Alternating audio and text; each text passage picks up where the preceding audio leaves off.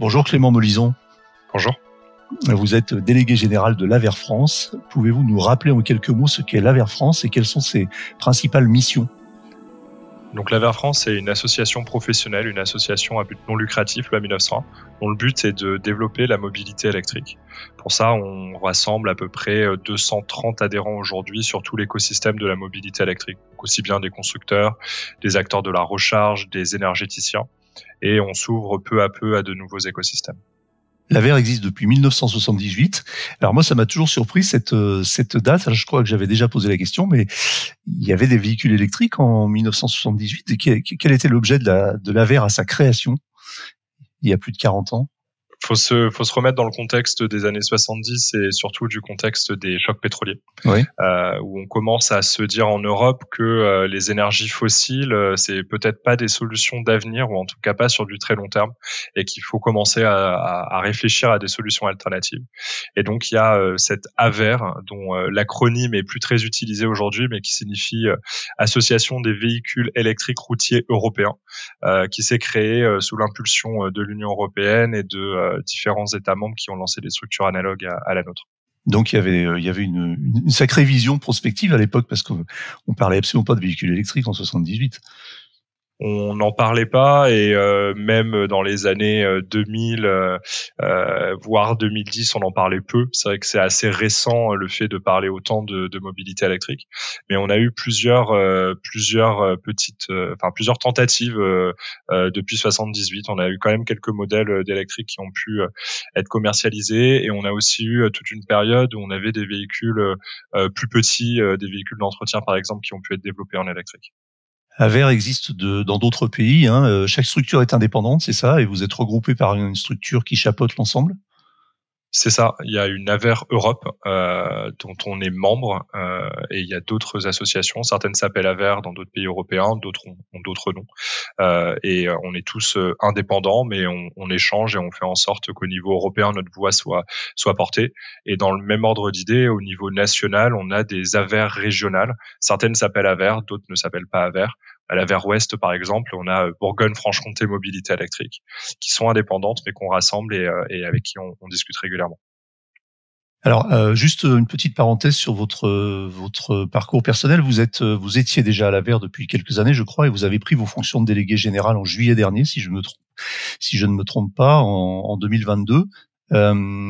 Vous aviez déjà depuis longtemps une appétence pour l'automobile ou les déplacements, les modes de déplacement individuels, ou est-ce que c'est un parcours qui vient plutôt d'un intérêt pour la transition vers des modes de déplacement décarbonés ? Ouais, moi, je suis à l'Aver depuis 2019, depuis Ouais. mars 2019. Et avant cela, j'étais consultant et je travaillais déjà sur les questions énergie et mobilité, notamment mobilité électrique, à la fois batterie et hydrogène.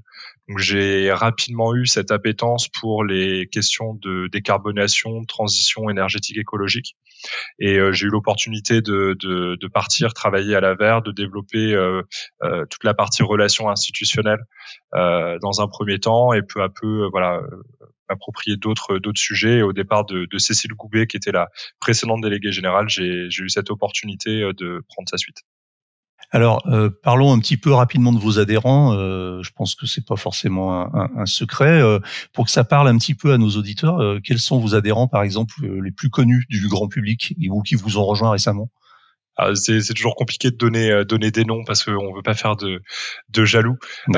Pour vous donner, dans notre conseil d'administration, dans les entreprises qui représentent nos adhérents, on va retrouver des constructeurs comme Renault, Stellantis, Volkswagen, Tesla. On va retrouver des énergéticiens comme EDF, comme Enedis, comme Total. On a aussi des acteurs de la recharge, Schneider par exemple, Proxiserve, The Plug qui est également présent. On a aussi des constructeurs de poids lourds, Renault Trucks, on a Iveco également. On a des acteurs comme Michelin, des acteurs comme Forsee Power. Vraiment, on a un panel assez varié d'adhérents.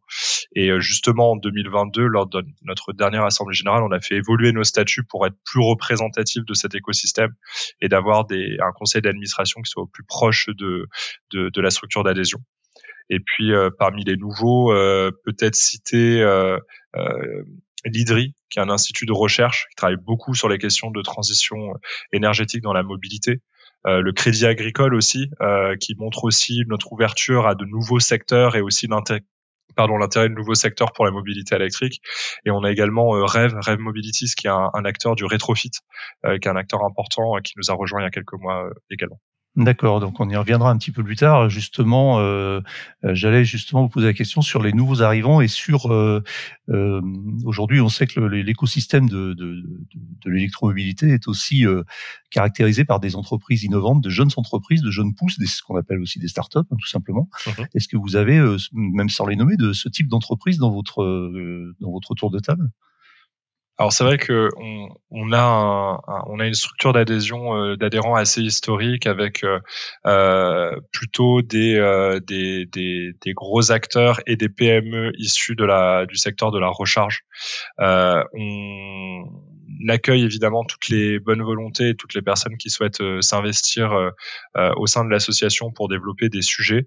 On a encore assez peu de start-up, au sens vraiment start-up. Des PME, on en a beaucoup, mais vraiment cette image start-up innovante est en train de se développer. C'est vrai qu'après il y a des choix qui sont faits parce que c'est évidemment des structures qui ont des moyens financiers limités, et surtout aussi en termes humains, et donc qui choisissent très spécifiquement là où elles vont se développer. Donc on en voit aussi pas mal se développer chez des partenaires plus sectoriels que nous, qui avons une vision écosystémique transversale, plutôt dans les associations sectorielles qu'on va retrouver ces startups aujourd'hui. Très bien. Alors vous publiez régulièrement et même mensuellement des baromètres de l'évolution du marché de la voiture électrique et de la recharge en France. Alors vous avez publié un dernier baromètre de début janvier. Pour récapituler un petit peu, quel bilan tirez-vous de l'année 2022 en matière d'électromobilité? Est-ce que vous avez quelques chiffres à nous donner en termes de part de marché et d'évolution? Ouais, bien sûr. C'est vrai que 2022, alors on a trop tendance à parler d'année record, mais on le dit tous les ans, donc au bout d'un moment, il va falloir qu'on trouve un autre qualificatif. Mais c'est une année assez majeure, notamment parce qu'on a dépassé le seuil du million de véhicules électrifiés en circulation, qui est un seuil évidemment symbolique, qui était important à franchir. Donc on est un peu plus d'1,1 million véhicules électriques et hybrides rechargeables. C'est quasi 350 000 immatriculations pour la seule année 2022. Répartis en à peu près 650 000 véhicules 100% électriques et le reste en PHEV, en hybride rechargeable, c'est ça? Ouais, un tout petit peu plus. Je crois qu'on doit être à 690 000 électriques purs et le reste en hybride rechargeable. En part de marché, c'est 18,3% à comparer aux 15% de 2021. Donc voilà, on continue l'ascension de la mobilité électrique parmi les autres carburants traditionnels. 18,3% des nouvelles immatriculations, pas du parc installé. Non, des nouvelles immatriculations. Ouais.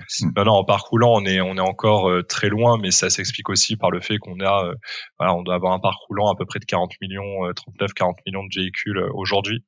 Donc notre million de véhicules électrifiés est évidemment une part plus négligeable, mais on voit les courbes, on voit les tendances, et on voit bien que c'est une mobilité qui est en train de s'imposer parmi les mobilités du quotidien des Français. On parle toujours de ce fameux cap des 100 000, là on parle des recharges, des 100 000 points de recharge qui avait été un petit peu promis par le gouvernement à fin 2021 et même avant, je crois. Finalement, ça a été raté en 2021, mais on sait aussi qu'il y a quelques raisons, et notamment le Covid qui a ralenti les déploiements. On n'y est pas arrivé non plus 2022, mais on n'en est pas loin, c'est ça? Alors aujourd'hui, ou plutôt au 31 décembre 2022, on avait 82 107 points de recharge ouverts au public. Donc voirie et parking ouverts au public. Ça peut peut-être me permettre dans ce podcast de prendre un peu de temps pour expliquer aussi ce chiffre de 100 000, qui fait l'objet de beaucoup de communication. En fait, en 2018, il y a un contrat stratégique de filière automobile qui a réuni les acteurs industriels du secteur et l'État. Et dans ce contrat a été fixé pour fin 2022 deux objectifs. Le premier, atteindre le million de véhicules électrifiés en circulation. Il est atteint. Et en face, avoir 100 000 points de recharge ouverts au public. Donc on a un ratio de 1 pour 10, et ce ratio, il sort pas de nulle part, il sort d'une recommandation de la Commission européenne en 2014. Donc déjà 2014, on est vraiment au début de la mobilité électrique, on manque un peu de recul. Et en plus, la Commission européenne, elle parle de véhicules électriques. Elle fait pas forcément de différence entre électrifié et électrique. Or, si on regarde les véhicules 100% électriques, on en a 690 000. Donc, on a dépassé ce ratio de 1 pour 10. Autre chose, il était prévu pour fin 2022. Il a été avancé d'un an par un précédent ministre des Transports. Et donc, ça ne pouvait pas être atteint à ce moment-là. Donc, voilà, c'est juste pour nuancer un tout petit peu cet objectif dont on parle beaucoup. Ça veut pas dire qu'il faut pas l'atteindre et ça veut pas dire qu'il faut pas, qu'il y a pas des problèmes sur la recharge. Je pense qu'on pourra y revenir. C'est juste peut-être pour sortir de ce chiffre un peu totem. Quand on sera à 99 999 points de charge, on manquera pas de recharge, et quand on aura fait 100 001, on n'aura pas trop de recharge. On va développer toujours de plus en plus de points de recharge, et il faut qu'on s'améliore sur le nombre, sur la quantité, sur l'endroit, sur la transparence. Il y a plein de sujets à traiter. Là, les 100 000, on devrait les atteindre au printemps ou à l'été selon les rythmes des déploiements des prochains mois. Si on compare avec nos principaux voisins immédiats, alors je pense à l'Allemagne, à l'Italie, à l'Espagne, à l'Angleterre par exemple, on se situe comment? Peut-être pas sans rentrer dans des chiffres très précis, mais en termes de progression, on va plus vite qu'eux, moins vite qu'eux, pareil? Justement, quand on se compare, on n'a pas à rougir sur la recharge en tant que telle. On est au coude à coude avec l'Allemagne pour la deuxième place derrière les Pays-Bas. D'accord. Sachant que les Pays-Bas, au bout d'un moment, ils vont quand même atteindre un certain cap parce que le territoire est pas si grand que ça, donc ils vont pas pouvoir, voilà. Et quand on regarde l'Allemagne, ils ont plus de véhicules en circulation, et pour autant, ils ont à peu près autant de points de recharge que nous. Donc on voit que ça se développe bien. Pour donner des ordres de grandeur, avant le Covid, on installait 4 à 5 000 points de charge par an. Aujourd'hui, on installe 3 à 4 000 points de charge par mois. On a fait 50 000 points de charge en 2 ans. Avec le rythme avant Covid, on aurait mis 10 ans pour atteindre ce même chiffre. On voit quand même qu'on a une dynamique qui est extrêmement forte qui s'est implantée. Et derrière, c'est des installations, c'est des personnes, c'est du matériel, c'est toute une logistique à mettre en œuvre. Et c'est aussi, mine de rien, des questions de business model pour des acteurs. Et il faut trouver ce business model, il faut identifier les localisations où ça sera le plus pertinent. Quelles sont vos projections sur, si vous en avez, sur le nombre ou la part de marché des véhicules en France, des véhicules électriques, 100% électriques en France, dans la décennie à venir, et disons à l'horizon 2035, vous pensez au rythme où on sera aux 15 millions escomptés? Au rythme où on va, oui, pour 2035, on devrait avoir dépassé les 15 millions de véhicules en circulation. En fait, on voit que d'année en année, les prévisions à horizon 2035 sont revues à la hausse.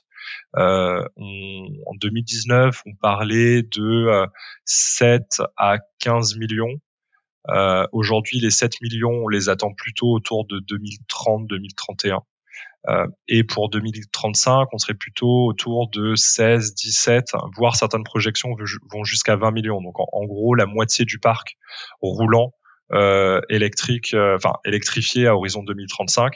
Et après 2035, avec la nouvelle législation européenne, plus de ventes de véhicules thermiques et hybrides rechargeables, donc des ventes en 100% électriques principalement.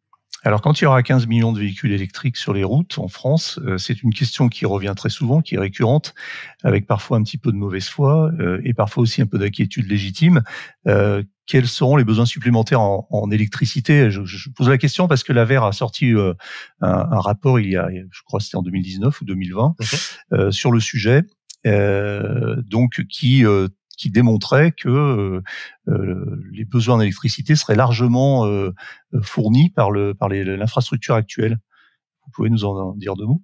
Ouais, tout à fait. C'est un travail qu'on a mené avec le réseau de transport d'électricité, RTE, dont on parle beaucoup depuis quelques mois avec les questions d'approvisionnement, qui a connu une forte notoriété auprès du grand public, notamment avec son dispositif EcoWatt. Et on a fait ce travail de croiser à la fois leurs éléments de prospective pour le système électrique avec les éléments de prospective des constructeurs sur la part de véhicules en circulation. Et en fait, on a regardé notamment la situation où c'est le moins favorable pour le système électrique et où c'est le plus favorable pour les véhicules. Et effectivement, le constat principal, c'est qu'il n'y aura pas de difficultés majeures à horizon 2035. Et depuis, RTE a repris ses chiffres et ses études, notamment dans le cadre de ses futurs énergétiques 2050. En réalité, la voiture électrique, dans les prochaines années et de plus en plus, ça va représenter une opportunité pour le réseau parce que une voiture électrique, c'est basiquement une batterie avec 4 roues. Donc une batterie, elle peut s'utiliser, elle peut redistribuer de l'énergie au réseau, elle peut servir d'élément de flexibilité, elle va pouvoir aider à l'intégration des énergies renouvelables. Vraiment, c'est plutôt un avantage aujourd'hui de développer la voiture électrique pour le réseau plutôt qu'un inconvénient. Alors, vous avez évoqué à demi-mot la durabilité ou la durée des batteries, la durée de vie. Qu'en est-il aujourd'hui du recyclage et quelle est la différence entre le recyclage et le réemploi? C'est-à-dire que c'est pas la même chose en fait. Tout à fait. Aujourd'hui, ce qu'on voit se développer peu à peu, c'est la seconde vie de la batterie. C'est-à-dire votre batterie, on va dire qu'elle tient 15, 20 ans, à peu près la durée de vie du véhicule. Mais à ce moment-là, la batterie, elle a encore des capacités de charge qui sont importantes. C'est-à-dire qu'on considère qu'à 70-80% de capacité de charge, elle est plus vraiment utilisable pour de la mobilité, mais elle est tout à fait opérationnelle et elle peut être utilisée en seconde vie pour faire du stockage stationnaire par exemple en l'adossant à des éoliennes ou à du photovoltaïque pour faire en sorte quand le réseau n'a pas besoin d'électricité de stocker cette énergie pour pas la perdre. Et ça peut durer encore 5, 10, 15 ans selon la technologie de batterie. Et ensuite, on va pouvoir les recycler. Donc c'est vrai que là, dans les prochaines années, ce qui va être à identifier, c'est un travail qu'on est en train de mener avec les différents acteurs, c'est justement est-ce que on passe par cette seconde vie? Est-ce qu'on va directement sur du recyclage? Dans quelles conditions? Dans quelle utilité à la fois pour l'utilisateur, pour les fabricants, et aussi quelle utilité pour la société. Voilà, c'est pas mal de questions qu'on est en train de traiter au sein de l'association. Alors, on a l'impression depuis quelques mois que les choses, alors on l'a dit, accélèrent très fort en termes d'écomobilité, d'électromobilité, tant au niveau des réseaux de recharge que des constructeurs aussi, qui proposent de plus en plus de modèles et des modèles de plus en plus performants, soit en termes de performance, soit en termes d'efficience. Donc là, il y a vraiment un écosystème qui est en train de se développer. Et justement, alors quelle est la place de l'AVER dans cet écosystème? Vous êtes un acteur, vous favorisez ce développement? Comment ça se passe et quelles sont vos relations avec les différents industriels? Nous, notre rôle, c'est vraiment celui de fédérateur d'un écosystème. Notre objectif, c'est de mettre autour de la table les différentes parties prenantes de cet écosystème qui sont entre elles parfois concurrentes, entre secteurs vont être des partenaires, et de faire en sorte que tout le monde discute, que tout le monde identifie ensemble les mêmes problématiques et qu'on puisse y adosser des solutions particulières. Ces solutions, ça va être par exemple des notes de position auprès des pouvoirs publics, ça peut être des guides. Par exemple, on a sorti récemment un guide sur l'électrification des flottes d'entreprises.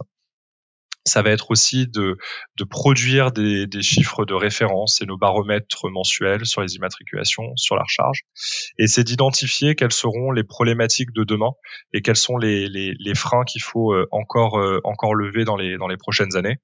Par exemple, là, dans nos priorités sur 2023, on a notamment la question de l'accessibilité de la mobilité électrique, la question du maillage aussi bien en quantité qu'en qualité, et la qualité est un vrai sujet à développer, la question de la formation aussi, de l'emploi, combien d'installateurs on aura besoin demain pour installer toutes ces bornes publiques, mais pas que, parce que si on reprend les chiffres d'Enedis, on devrait avoir 1,2 million à peu près de bornes de charge, enfin de points de recharge chez les particuliers et dans les entreprises. Voilà, c'est vraiment essayer de préparer le terrain pour demain.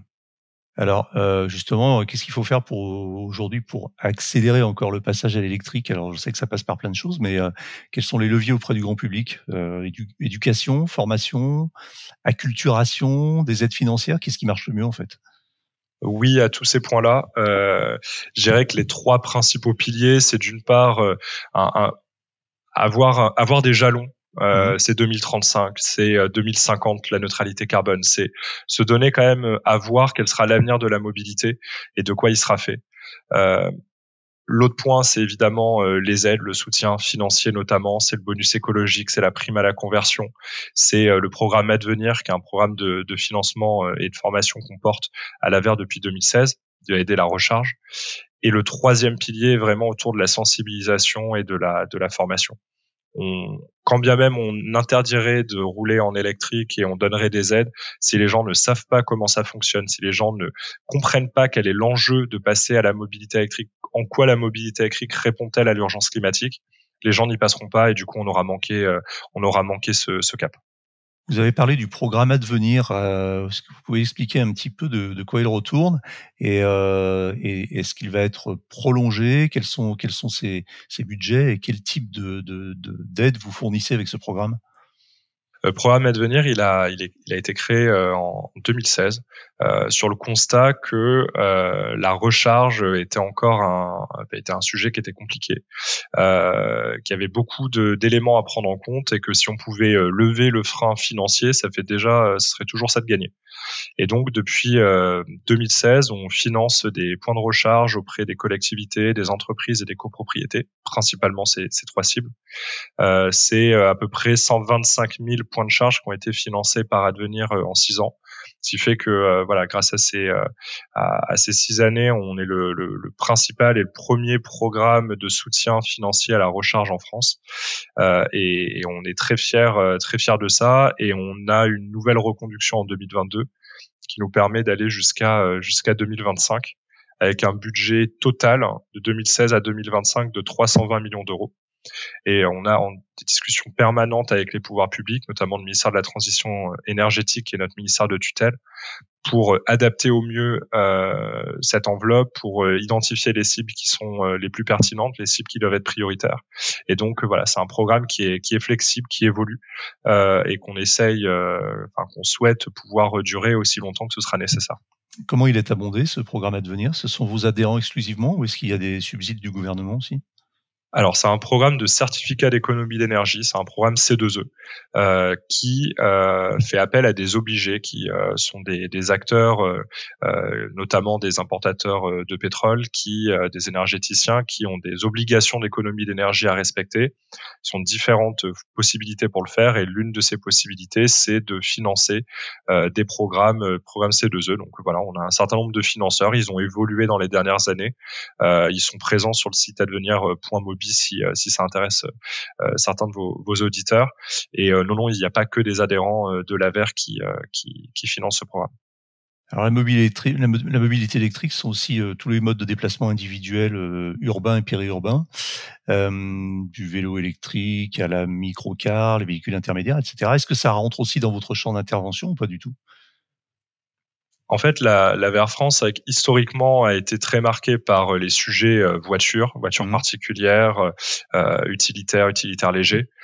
On s'est de plus en plus ouvert à tous les autres segments. Je pense notamment aux mobilités lourdes, pour lesquelles on avait déjà produit un guide sur les bus électriques, sur les véhicules industriels. Et on voit vraiment là depuis quelques mois qu'il y a une vraie tendance qui est en train de se dégager auprès des constructeurs de poids lourds. Et donc, on s'est beaucoup développé sur cet axe-là. Et on regarde évidemment et on travaille évidemment sur les mobilités plus légères.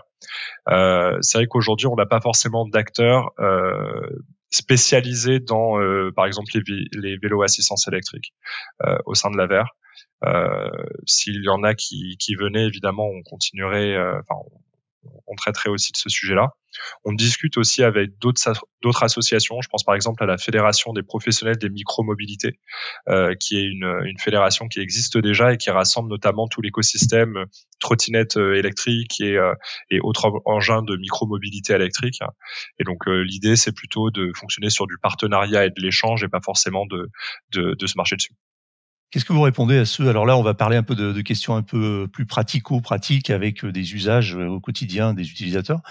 Et alors là, évidemment, ça soulève toujours un peu des questions qui reviennent de façon assez récurrente. Par exemple, qu'est-ce que vous répondez à ceux qui doutent ou qui disent que le véhicule électrique pollue autant que le véhicule thermique?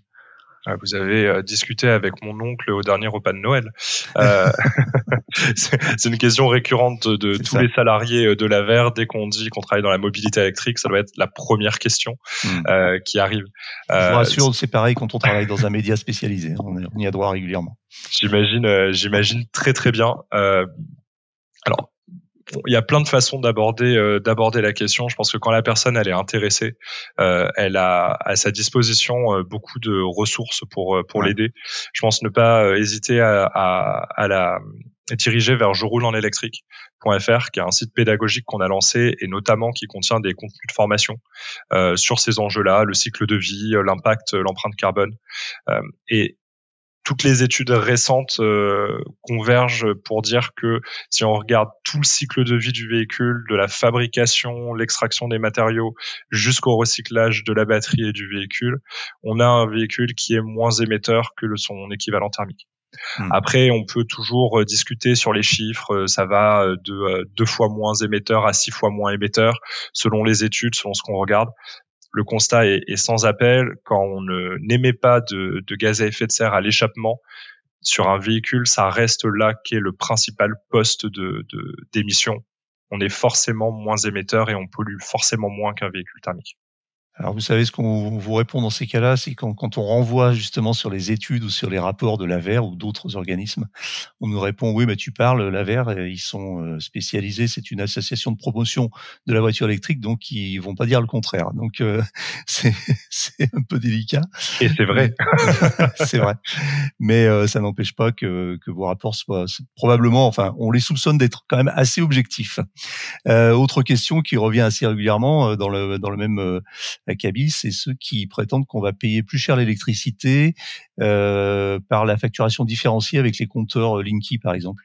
Donc plus cher l'électricité de recharge de la voiture. Est-ce que ça va être possible, ça? Est-ce que c'est une légende urbaine? Si on se place dans le futur, tout est possible dans tous les cas. Donc déjà, je pense que le premier point, c'est de se dire pourquoi on passe à la mobilité électrique. Et c'est la question précédente, c'est parce que c'est une réponse crédible, mature et disponible pour se passer d'un véhicule thermique. Évidemment, si vous n'avez pas besoin de voiture, vous pouvez aussi, la marche à pied, le vélo, les transports en commun, ça c'est des solutions alternatives. Mais le premier sujet, c'est comment on fait en sorte d'arrêter d'émettre autant de gaz à effet de serre chaque année, notamment avec sa mobilité. Ensuite, il y a évidemment la question du coût et la question du prix de l'énergie.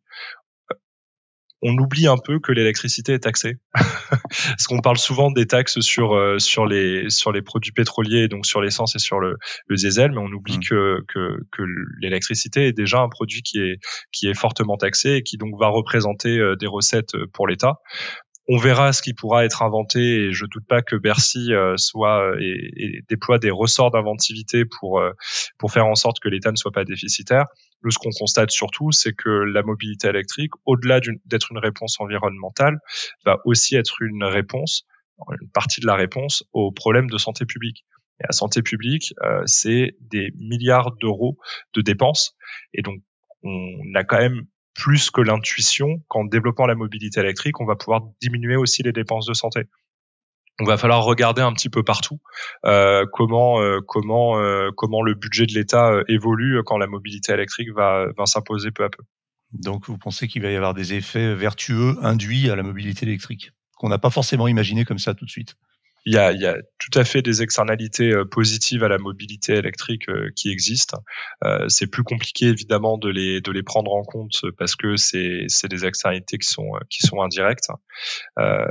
Mais quand on regarde aujourd'hui le prix de l'essence et du diesel et l'évolution qu'on connaîtra dans les prochaines années, il n'y a aucun doute sur le fait que la mobilité électrique, surtout pour de la recharge qu'on connaît aujourd'hui, la recharge chez soi ou au travail principalement, restera largement plus avantageuse.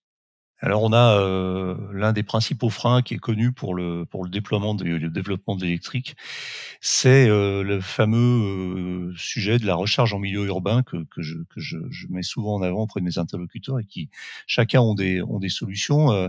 Donc pour les résidents en habitat collectif, vous avez des actions dans ce sens? Vous avez un pouvoir un petit peu d'incitation, je ne veux pas dire de coercition évidemment, mais d'incitation à ce que les choses accélèrent un peu dans ce domaine?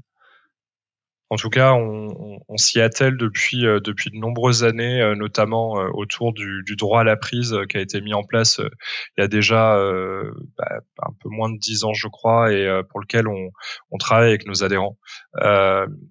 il y a plusieurs sujets et plusieurs actions qu'on a pu mener. Je pense que les principales actions ont été des actions de pédagogie, de sensibilisation des pouvoirs publics pour donner à voir ce que c'est d'être un utilisateur de véhicules électriques quand on habite dans une copropriété.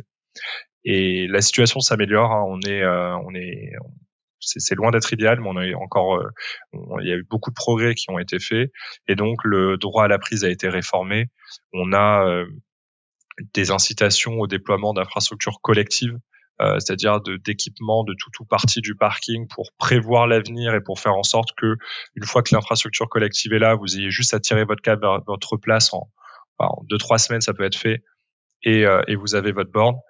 Et au-delà du coup de ce travail d'évolution du cadre législatif et réglementaire, il y a Advenir qui aide depuis 2016 l'installation de bornes de recharge en copropriété, parce qu'on a effectivement bien identifié que c'était un frein.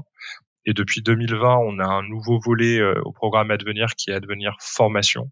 Et l'une des cibles de ce programme, c'est de former les professionnels de l'immobilier, parce qu'on se rend compte que encore aujourd'hui, on a parfois des locataires, des copropriétaires qui sont extrêmement bien informés sur la mobilité électrique, sur leurs droits, qui font face à des syndics qui ne maîtrisent pas forcément. Ils sont souvent, en ce moment, et on le comprend, beaucoup plus préoccupés par les enjeux de rénovation énergétique. Et donc, on essaye de leur apporter cette information, de comprendre quelles sont les obligations, quels sont leurs droits, comment accompagner les utilisateurs. Parce qu'on le sait, aujourd'hui, la recharge, elle fait essentiellement au domicile et au travail. Et donc, quand une personne ne peut pas avoir sa borne chez lui, et ben dans certains cas, c'est une personne qui n'achètera pas son véhicule électrique et qui achètera un véhicule thermique souvent. Alors là, vous venez de le dire, la recharge se fait essentiellement à domicile et au travail. Donc, si tant est qu'on soit en habitat individuel, la plupart du temps, bien sûr, je crois que ça représente à peu près 90% des recharges entre le travail et le domicile.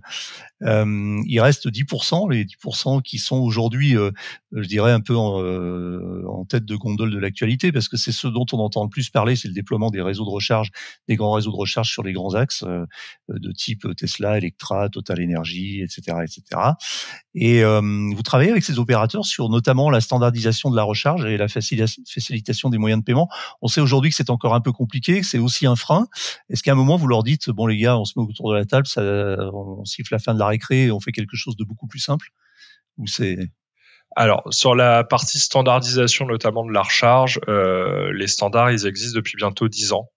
C'est 2014, la directive sur les carburants alternatifs qui a dit en courant alternatif, vous avez la T2, en courant continu, vous avez combo. Et CHAdeMO a été écarté depuis 10 ans. Alors, en France, on a continué à installer du CHAdeMO de façon obligatoire jusqu'en 2021. Depuis, c'est optionnel.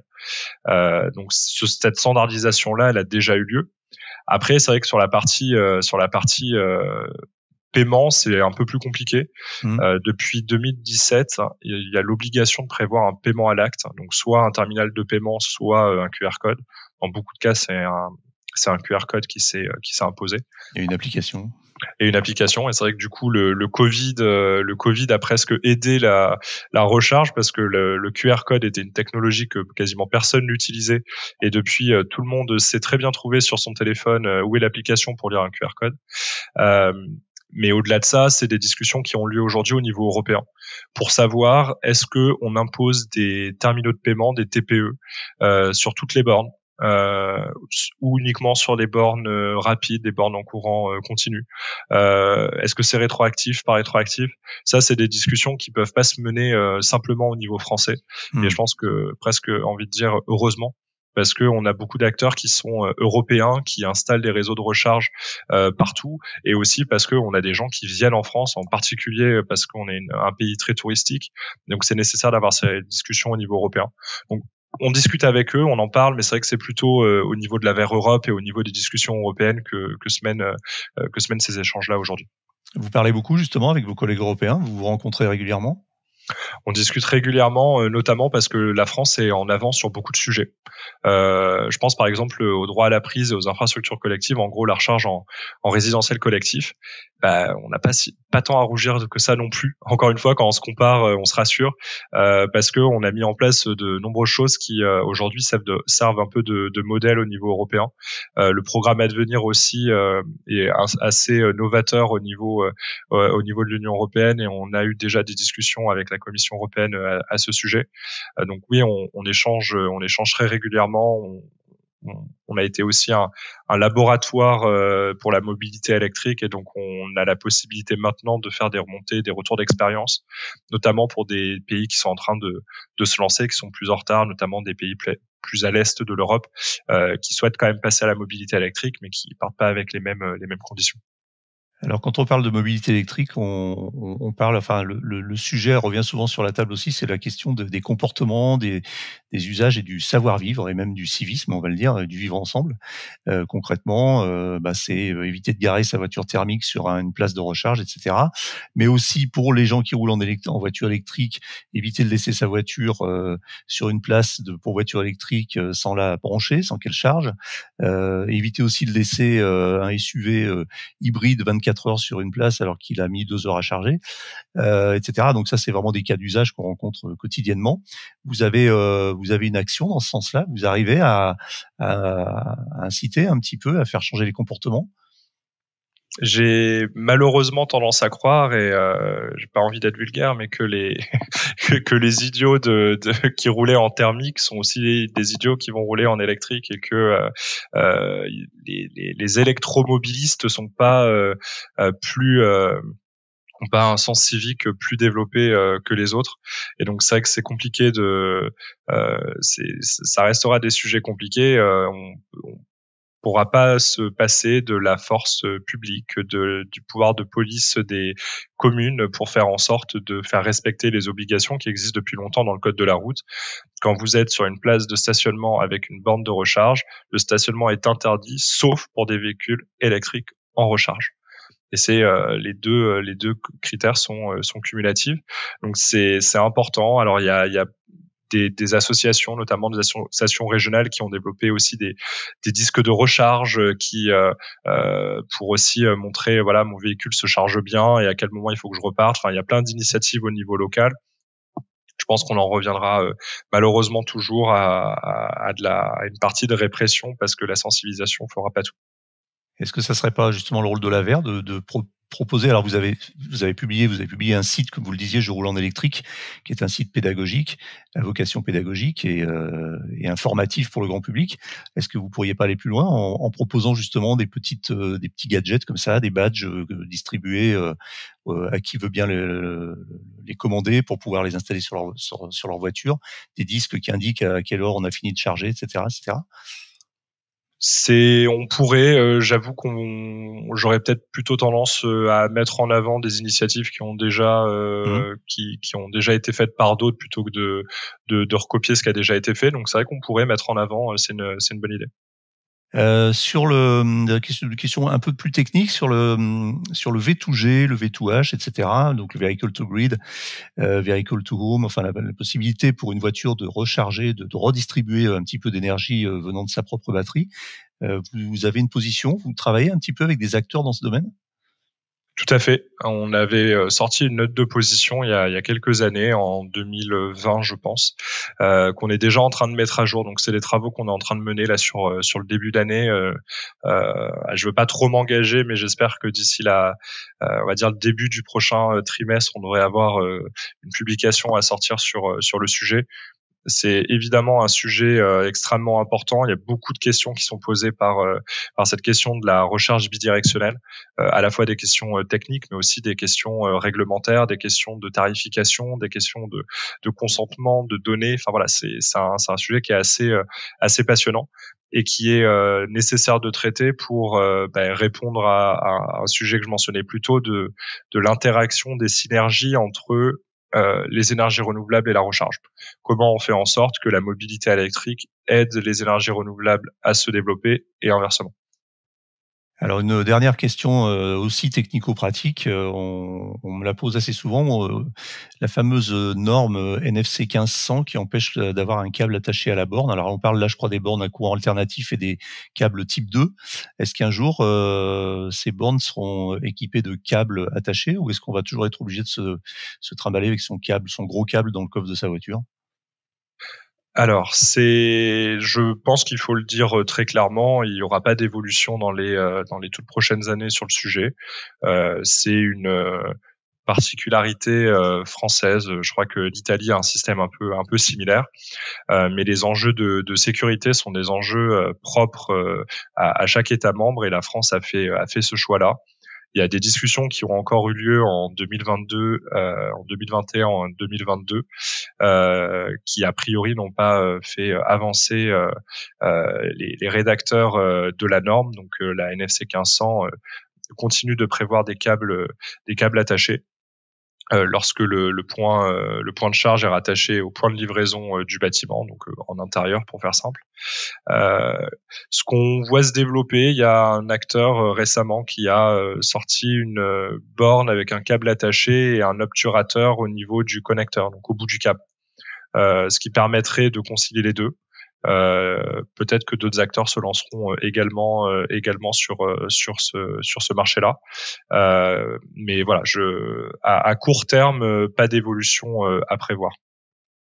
Très bien. Un dernier mot peut-être. Est-ce que vous avez une actualité en ce moment dont vous voudriez parler dans les jours ou dans les semaines qui viennent? Peut-être renvoyer les auditeurs pour ceux qui ont des entreprises qui seraient intéressées vers notre guide sur l'électrification des flottes, qui est un très gros travail mené par nos adhérents, qui permet vraiment de répondre à toutes les questions qu'on peut avoir pour électrifier sa flotte. Et d'ici quelques mois, on devrait avoir la mise à jour de notre guide sur la recharge en copropriété, parce qu'il y a eu beaucoup de changements depuis sa première édition, qui pourtant date de l'été 2022, donc c'est récent. Non, peut-être l'été 2021, pardon. Mais voilà, on est en train de le mettre à jour, donc c'est quelque chose qui devrait sortir prochainement là dans les tout prochains mois. Très bien. Clément Melison, j'ai une dernière question que je pose à tous mes interlocuteurs, qui est une question un petit peu plus personnelle. Vous pouvez répondre joker. Est-ce que vous roulez vous-même en voiture électrique? Je roule principalement en métro électrique, car j'habite dans le centre de Paris et travaille dans le centre de Paris. Et donc, j'en ai pas le besoin, mais je peux me déplacer en véhicule électrique, notamment quand j'ai des déplacements à faire. Et c'est effectivement à privilégier, mais quand on n'a pas l'usage d'un véhicule personnel, pas forcément utile d'acheter une voiture électrique. Très bien, merci Clément Melison. Je rappelle que vous êtes délégué général de l'Aver France. À la semaine prochaine pour un prochain podcast. Salut.